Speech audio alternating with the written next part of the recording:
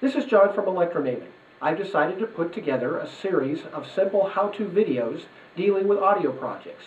Although many of you may find this to be something you already know, I'm sure that it may be of help to some novice just getting started.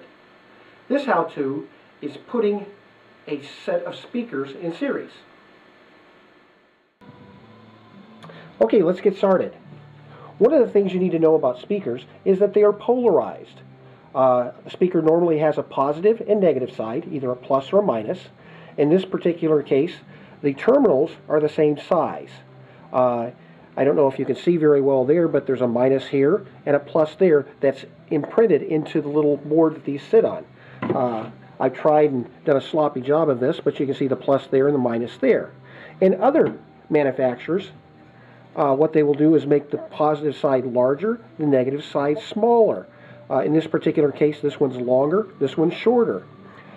In this Boston Acoustics speaker that I have here, again, the larger terminal is positive, the smaller terminal is negative. Now, one of the things that happens in putting a speaker in series is, I guess, why would you want to do that?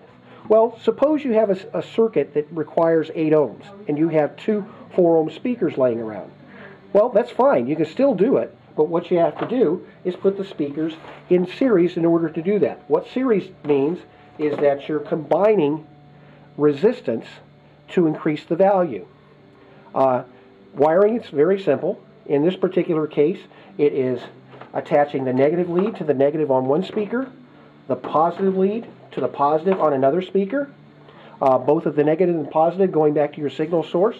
And then, in order to put them in series, you put the extra wire to the positive side of one speaker to the negative of the other. And in this particular instance, we have two 4-ohm speakers. We combine the two, which is simple addition. So it's 4 plus 4 equals 8 ohms. If we had three 4-ohm speakers here, it would be plus 4 plus 4 plus 4, or 12 ohms, and give you that 12-ohm circuit.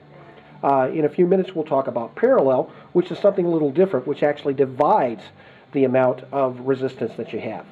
One interesting thing that you should note about series is that it does not increase the power handling capability of the speaker. The speaker itself, say you have a 60-watt speaker, which these are basically are, you're still going to have a 60-watt circuit by the time you're through. So it doesn't increase that anyway. So if you're burning out 60-watt speakers to get a bigger speaker, but if 60 watts is fine for you, now you have an 8-ohm circuit capable of handling 60 watts. Again, just to be very quick, very brief, just so you can see it one more time, no sleight of hand here. Again, the negative lead from your source to the negative of the first speaker, the positive lead from your source to the positive of the second speaker.